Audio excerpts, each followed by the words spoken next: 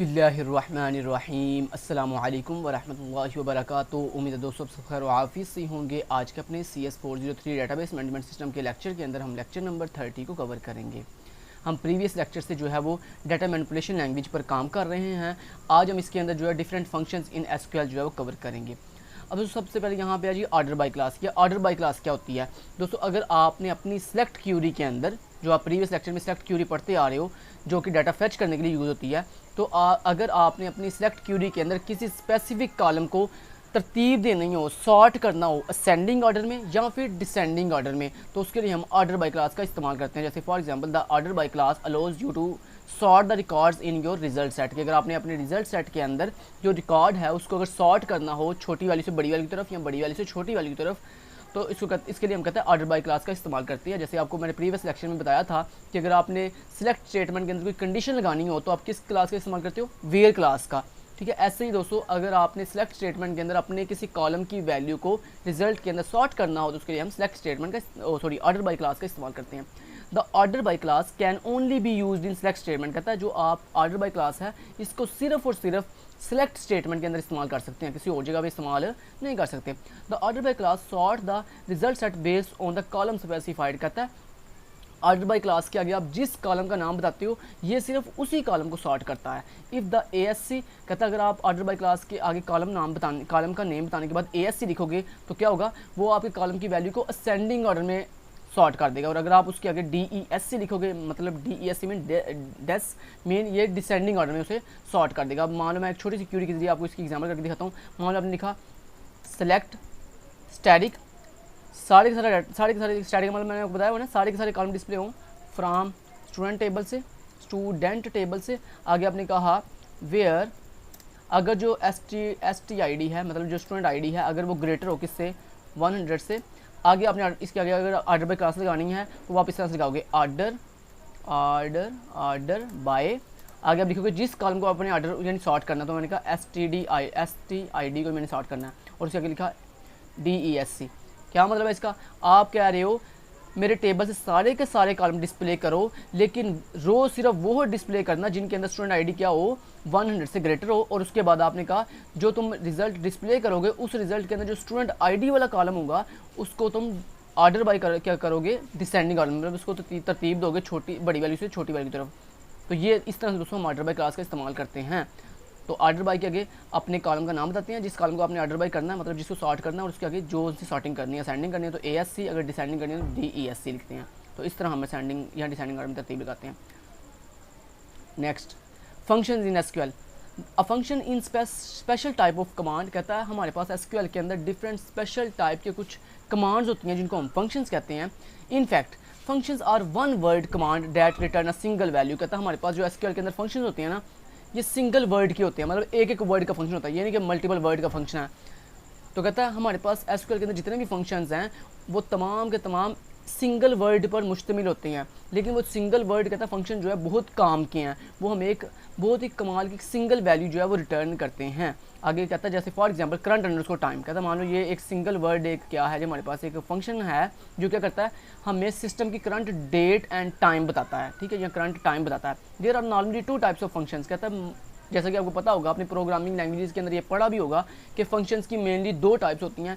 एक होते हैं first in built in function और दूसरे होते हैं user defined function. Built in function वो होते हैं which are provided by any specific tool और लैंग्वेज। कहता है बिल्ट इन फंक्शन वो होते हैं जो हमें पहले से कोई ना कोई टूल या कोई ना कोई लैंग्वेज प्रोवाइड करती है, जिन्हें हम कहते हैं रेडीमेड फंक्शन, जो बने बनाए होते हैं उनको कहते हैं बिल्ट इन फंक्शन। ठीक है, ये होगी पहली टाइप फंक्शंस की। और दूसरी टाइप कौन सी होती है? User defined function. ये यूजर डिफाइंड कौन से होते हैं? Which are defined by the user. कहता है ऐसे फंक्शन जिनको यूजर खुद बनाता है, यानी खिजर जिनको खुद बनाएगा वो यूजर डिफाइंड फंक्शन होंगे, और जिनको खिजर खुद नहीं बनाएगा वो बिल्ट इन फंक्शन होंगे। जैसे करंट अंडरस्कोर टाइम एक बिल्ट इन फंक्शन है जो मैंने नहीं बनाया, ये पहले से बनाया मुझे मिल रहा है, और जब मैं इसको यूज़ करूँगा ये मुझे क्या करेगा? ये मुझे सिस्टम का करंट टाइम फाइंड करके देगा। ऐसे अब दोस्तों यहाँ पे वो आगे कह रहे हैं जी कैटेगरीज ऑफ फंक्शन। कहता है SQL सर्वर के अंदर फंक्शंस की डिफरेंट कैटेगरीज होती हैं। जैसे मैथमेटिकल फंक्शंस होते हैं, स्ट्रिंग फंक्शंस होते हैं, डेट फंक्शन होते हैं, सिस्टम फंक्शन होते हैं और कन्वर्जन फंक्शन होते हैं। अब सबसे पहले दोस्तों जो कैटेगरी है वो कौन सी है, मैथमेटिकल। मैथमेटिकल मीन ऐसे फंक्शंस जो मैथ के डिफरेंट काम करने के लिए यूज़ किए जाते हैं उनको कहते हैं मैथमेटिकल फंक्शन। जैसे ABS, अगर आपने किसी चीज़ की एब्सोल्यूट वैल्यू फाइंड करनी हो, राउंड अगर आपने किसी वैल्यू को राउंड अप करना हो, साइन अगर आपने किसी वैल्यू की साइन वैल्यू फाइंड करनी हो, SQRT अगर आपने किसी वैल्यू का स्क्वायर रूट फाइंड करना हो। तो ये क्या है, ये सारे के सारे मैथमेटिकल फंक्शन हैं जो मैथ के लिए यूज़ होते हैं। इसी तरह अगर दोस्तों आपके पास SQL के अंदर कोई स्ट्रिंग वैल्यू है यानी कोई टेक्स्ट वैल्यू है और उस टेक्स्ट वैल्यू अगर आपने लोअर केस में कन्वर्ट करना हो तो उसके लिए हम लोअर फंक्शन यूज़ करते हैं। अपर, ये हमारे टेक्स्ट को अपर केस में कन्वर्ट कर देगा। सब स्ट्रिंग, ये हमारी स्ट्रिंग को दो हिस्सों में डिवाइड कर देगा। लेन मीन मतलब ये आपको किसी भी स्ट्रिंग की लेंथ फाइंड करके देगा, मतलब ये आपको ये बताएगा कि इस स्ट्रिंग के अंदर कितने नंबर ऑफ कैरेक्टर्स हैं। डेट मतलब ऐसी कैटेगरी फंक्शंस की जिसके अंदर हमें डेट एंड टाइम अगर हमने फाइंड करना हो तो वो उसके लिए यूज़ होता है। तो पहला फंक्शन है डेट डिफ मीन अगर आपने दो डेट के दरमियान डिफरेंस फाइंड करना हो तो उसके लिए आप डेट डिफ फंक्शन यूज़ करोगे। डेट पार्ट, अगर आपने किसी डेट के पोर्शन बनाने हो, मतलब एक डेट है जिसमें मंथ ईयर है और डेट है, उसको अगर आपने अलग अलग करना हो तो उसके लिए ये यूज़ करेंगे। गेट डेट, अगर आपने पूरी की पूरी सिस्टम की करंट डेट गेट करनी है तो उसके लिए हम ये वाला फंक्शन का इस्तेमाल करते हैं। देन सिस्टम, यानी ऐसे फंक्शंस जो हम सिस्टम से रिलेटेड यूज़ करते हैं। फॉर एग्जांपल अगर आपने किसी अपने सिस्टम का यूज़र नेम देखना हो, मान लो जैसे ये मेरे पास SQL सर्वर है, आपने ये चेक करना है कि इसका यूज़र कौन है, तो उसके लिए हम क्या करेंगे, उसके लिए हम सिस्टम कैटेगरी के अंदर यूज़र फंक्शन जो बिल्ट इन फंक्शन है यूज़र, इसको यूज़ करेंगे। उसके बाद डाटा लेंथ, मतलब अगर आपने ये चेक करना हो कि आपके सिस्टम के अंदर कितना इस वक्त डाटा स्टोर किया जा चुका है तो उसकी लेंथ फाइंड करने के लिए आप डाटा लेंथ फंक्शन यूज़ करेंगे। उसके बाद होस्ट अंडरस्कोर नेम, अगर आपने ये चेक करना हो कि इस सिस्टम का होस्ट कौन है तो उसके लिए दोस्तों आप host underscore name built in function use करोगे। तो ये तमाम के तमाम क्या है जी, डिफरेंट बिल्ट इन फंक्शन है। उसके बाद कन्वर्जन एक कैटेगरी है फंक्शन की, उसके अंदर क्या जी, कास्ट मतलब अगर आपने किसी चीज़ की कास्ट फाइंड करनी हो, कास्ट मीन कि मतलब कि इसकी डाटा कौन सी स्ट्रिंग है, फ्लॉट है, कौन सी है। उसके बाद कन्वर्ट, ये एक ऐसा फंक्शन जो कन्वर्जन करने के लिए यूज़ किया जाता है। ठीक है जी। नेक्स्ट, अब यहाँ पे छोटी सी सारे एक एग्जांपल करवा रहे हैं। जैसे फर्ज करें आपने यहाँ पे लिखा जी सिलेक्ट क्या करो अपर, अगर मैं छोटी सी एग्जांपल से करवाता हूँ। मान लो आपने यहाँ पे कहा कि मुझे ना स्टूडेंट का नेम स्क्रीन पे, स्टूडेंट के नेम डिस्प्ले करने स्क्रीन पे, लेकिन अपर केस के अंदर, तो आप कैसे लिखोगे, नॉर्मली आप ऐसे लिखते हो ST नेम मतलब student name from student table से, ऐसे आप करोगे ना। तो ये क्या करेगा, तमाम के तमाम स्टूडेंट के नेम डिस्प्ले करेगा स्टूडेंट टेबल में से। लेकिन अगर आपने क्या कहा था, आपने कहा था तमाम के तमाम स्टूडेंट नेम जो है वो अपर केस में डिस्प्ले हो, तो आप क्या करोगे, उससे पहले दोस्तों आप इस कॉलम के नेम से पहले तो करते हैं इसके लिए क्या है, जो सा भी बिल्ट इन फंक्शन यूज़ करना है उस बिल्ट इन फंक्शन का नाम लिखते हैं अपर, ठीक है, और आगे राउंड ब्रैकेट लगा देंगे। इस राउंड ब्रैकेट के अंदर अपने कॉलम का नाम, जिस कॉलम को आपने इस फंक्शन के अंदर लिखना है, मतलब ये आपने फंक्शन के अंदर जिस कॉलम को इंप्लीमेंट करना है उस कॉलम का नाम राउंड ब्रैकेट के अंदर लिख देते हैं। तो अब ये क्या करेगा, ये जो अपर फंक्शन है ये क्या करेगा, आपके तमाम के तमाम स्टूडेंट नेम को जो है वो अपर केस में कन्वर्ट करके फिर स्क्रीन पर डिस्प्ले करेगा। ठीक है, समझ रहे बात को। तो इस तरह दोस्तों हम इन फंक्शन को जो है वो यूज़ करते हैं। नेक्स्ट, कुछ दोस्तों हमारे पास कुछ एक्स्ट्रा फंक्शन भी होते हैं SQL के अंदर जिसको हम कहते हैं एग्रीगेट फंक्शन। ये एग्रीगेट फंक्शन क्या होते हैं, अगर दोस्तों आपने कोई भी ऑपरेशन परफॉर्म करना हो, मैथमेटिक्स के अंदर कोई भी ऑपरेशन परफॉर्म करना हो, ऊपर आपने जो फंक्शन पढ़े हैं वो बिल्ट इन फंक्शन थे, कौन से, मैथ के सिंपल बिल्ट इन फंक्शन थे। लेकिन दोस्तों अगर आपने कोई ऑपरेशन परफॉर्म करना हो, जैसे आपने कोई चीज़ डिफरेंट वैल्यूज़ का सम करना हो, आपने डिफरेंट वैल्यू को एवरेज करना हो, आपने डिफरेंट वैल्यूज़ को काउंट करना हो, आपने डिफरेंट वैल्यूज़ का जो है वो डिफरेंट वैल्यूज़ में से सबसे छोटी वैल्यू मतलब मिनिमम वैल्यू फाइंड करनी हो, तो ये क्या है, ये आप डिफरेंट ऑपरेशन परफॉर्म कर रहे हो। तो दोस्तों अगर आपने SQL के अंदर कोई ऑपरेशन परफॉर्म करने हो तो उसके लिए हम किसी टेबल के किसी कॉलम के ऊपर कोई ऑपरेशन परफॉर्म करने हो तो उसके लिए हम एग्रीगेट फंक्शन का इस्तेमाल करते हैं। कहता है these function operate on a set of rose and return a single value. कहता है ये जो एग्रीगेट फंक्शन होते हैं ये आपके डिफरेंट रोज़ के ऊपर काम करते हैं, ठीक है, ऑपरेट होते हैं और देन आपको एक सिंगल वैल्यू जो है वो रिटर्न करते हैं। और उसके बाद ये यूज़ कहाँ पे होते हैं, आपकी सिलेक्ट स्टेटमेंट के अंदर। नेक्स्ट लिखा होता है, कहता है आप जो है इन एग्रीगेट फंक्शन को ग्रुप बाय क्लास के साथ भी यूज़ कर सकते हो और ग्रुप बाय क्लास के बगैर भी यूज़ कर सकते हो। अब ये ग्रुप बाय क्लास क्या होती है दोस्तों, ग्रुप बाय क्लास दोस्तों ये होती है, मान लो अगर आपके पास मल्टीपल वैल्यूज़ हैं, ठीक है, लेट्स मैं यहाँ पे एग्जांपल देता हूँ आपको। लेट्स आपके पास डिफरेंट वैल्यूज़ हैं, 100 फिर 101 फिर अगेन 100 फिर अगेन 101 फिर अगेन 100। तो यानी अगर आप ये चाहते हो कि आपकी यहाँ पे जितनी वैल्यू डुप्लीकेट है ना वो सारी एक दफ़ा नजर आएँ, मतलब जैसे यहाँ पे 100 ये एक दफ़ा ये है, एक दफ़ा ये है और एक दफ़ा ये है, उसके बाद 100 एक दफ़ा ये है और एक दफ़ा ये है। मुझे बताएं यहाँ पे 100 कितनी दफ़ा पाया जा रहा है, 1 2 3 दफ़ा पाया जा रहा है ना। आप चाहते हो ये सिर्फ 100 सिर्फ एक दफ़ा डिस्प्ले हो स्क्रीन पे। इस तरह 100 कितनी दफ़ा, 2 दफ़ा है, तो 100 सिर्फ एक दफ़ा डिस्प्ले हो ऐसे, लेकिन इसके आगे काउंटिंग बताई इसकी कि 100 कितनी दफ़ा आया, 3 दफ़ा आया, 101 मेरी इस वैल्यू के अंदर कितनी दफ़ा आया, 2 दफ़ा आया। तो दोस्तों अगर इस तरह आपने काउंटिंग करनी हो कि आपकी ये वैल्यू कितनी दफ़ा रिपीट हो रही है, तो उसके लिए दोस्तों हम ग्रुप बाय क्लास का इस्तेमाल करते हैं, जो हमारी सेम वैल्यूज़ के ग्रुप बना देती है। ठीक है, समझिए बात को। तो इसके लिए हम जो है ग्रुप बाय क्लास का इस्तेमाल करते हैं। तो कहता है आप अपने एग्रीगेट जो फंक्शन हैं उनको ग्रुप बाय क्लास के साथ भी यूज़ कर सकते हो और ग्रुप बाय क्लास के बगैर भी यूज़ कर सकते हो। अब एग्रीगेट फंक्शन कौन कौन से हैं ये देखिए, ये लिखे हुए हैं। सबसे पहला एग्रीगेशन फंक्शन है एवीजी। AVG mean average. अगर दोस्तों आपने अपने किसी टेबल के अंदर किसी कॉलम की एवरेज फाइंड करनी हो, मान लो जैसे स्टूडेंट मार्क्स, आपका एक टेबल है स्टूडेंट नाम का जिसके अंदर स्टूडेंट मार्क्स का एक कॉलम है जिसके अंदर तमाम स्टूडेंट्स के मार्क्स लिखे हुए हैं। आप चाहते हो उन तमाम स्टूडेंट के मार्क्स की एवरेज फाइंड करनी है, तो उसको आप क्या करोगे, आप लिखोगे एवीजी। आप इस तरह लिखोगे, मैं आपको करके दिखाता हूँ। देखो आप लिखोगे सेलेक्ट एवीजी, एवरेज फाइंड करना है। अब किसका एवरेज फाइंड करना है, स्टूडेंट मार्क्स का। तो उसके लिए आप अपने उस कॉलम का नाम बोलोगे जिस कॉलम के अंदर आपके स्टूडेंट मार्क्स अवेलेबल है। तो कॉलम का नाम लिखते हैं, आगे फ्रॉम टेबल का नाम। तो इस तरह आप लिखते हो, इन एवरेज फंक्शन को इस तरह यूज़ करते हो। सेम वही तरीका जैसे आप बिल्ट इन फंक्शन को यूज़ करते हो। ठीक है, समझ आ गई बात की। चलें जी वापस चलते हैं। उसके बाद आ गया जी काउंट फंक्शन। ये काउंट फंक्शन दोस्तों क्या करता है, काउंट फंक्शन बेसिकली आप इस काउंट फंक्शन को जिस भी कॉलम का नाम बताओगे ना, ये उस कॉलम के अंदर मान लो यहाँ पे हमने लिख दिया काउंट, COUNT काउंट। तो ये क्या करेगा, ये आपको इस मार्क्स वाले कॉलम के अंदर जितने डिफरेंट स्टूडेंट के मार्क्स हैं उन तमाम काउंट करके देगा। काउंट मीन कि ये आपको बताएगा कि इस टेबल के अंदर कितने नंबर ऑफ स्टूडेंट्स के मार्क्स स्टोर हैं। मतलब अगर 10 स्टूडेंट के मार्क्स स्टोर हैं तो ये आपको क्या रिटर्न करेगा, 10 रिटर्न करेगा। ठीक है, उनके मार्क्स को प्लस नहीं करके देगा, क्या सिर्फ करेगा, सिर्फ उनकी काउंटिंग करके देगा कि मतलब कितनी डिफरेंट रोज आ रही हैं मार्क्स वाले कॉलम के अंदर। ठीक है, ये करके दे। उसके बाद मिन दोस्तों फंक्शन क्या करता है, इसके अंदर आप जिस कॉलम का नाम बताओगे ना, ये उस कॉलम की मिनिमम वैल्यू फाइंड, उस कॉलम में जो सबसे छोटी वैल्यू होगी ना वो फाइंड करके देगा। मैक्स, ये आपको किसी भी कॉलम की सबसे बड़ी वैल्यू फाइंड करके देता है।